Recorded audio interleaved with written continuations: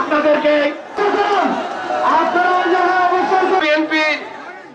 নির্বাচনের ডেডলাইন দিতে আপনাদের মধ্যে এত দ্বিধা কেন, এত সংকোচ কেন?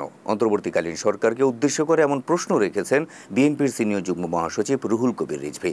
তিনি বলেন, ৫ আগস্টের চেতনাকে আপনারা ধারণ করতে পারছেন না, তাই আপনারা বিভিন্ন জায়গায় স্বৈরাচারের দোসরদের বসিয়ে রেখেছেন। মঙ্গলবার নোয়াখালীর চৌমুহনী রেলওয়ে ময়দানে আয়োজিত জনসমাবেশে প্রধান অতিথির বক্তৃতায় তিনি এসব কথা বলেন। বেগমগঞ্জ উপজেলা চৌমুহনী পৌরসভা বিএনপি অঙ্গ ও সহযোগী সংগঠন ঐতিহাসিক ৭ নভেম্বর বিপ্লব ও সংহতি দিবস উপলক্ষে এই কর্মসূচির আয়োজন করে। উপজেলা বিএনপির সভাপতি কামাখ্যা চন্দ্র দাসের সভাপতিত্বে সমাবেশ উদ্বোধন করেন বিএনপির কেন্দ্রীয় কমিটির ভাইস চেয়ারম্যান বরকতুল্লাহ বুলু। এই সময় বরকতুল্লাহ বুলু বলেন, আমাদের নেতা তারেক রহমান বলেছেন বিএনপি এককভাবে সরকার গঠন করবে না। যারা হাসিনা বিরোধী আন্দোলনে অংশগ্রহণ করেছে তাদের সবাইকে নিয়ে জাতীয় সরকার গঠন করা হবে।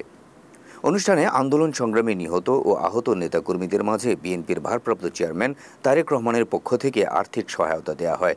এ সময় আরও উপস্থিত ছিলেন বিএনপি নেতা মুর্শেদুল আমিন ফয়সাল, হাজী আবুল কাশেম, নুরুল আমিন সহ আরও অনেকে। নির্বাচনের ডেডলাইন দিতেই আপনাদের এত দ্বিধা, আপনাদের মধ্যে এত সংকোচ কেন? আপনারা, আমার মনে হয় যে আপনার যে গণ আন্দোলন যেটা হলো ৫ই আগস্ট যে বিপ্লব, এই বিপ্লবের সাথে আপনাদের তাল মিলিয়ে চলতে পারছেন না। বিপ্লবের স্পিরিট, তার যে চেতনা, সেই চেতনাকে ধারণ করতে পারছেন না। সেই যে বিতর্কিত শেখ মুজিবের যে ছবি, সেই ছবিতে বায়োপিকে অভিনয় করেছে, তার স্বামীকে আপনারা উপদেষ্টা বানিয়েছেন।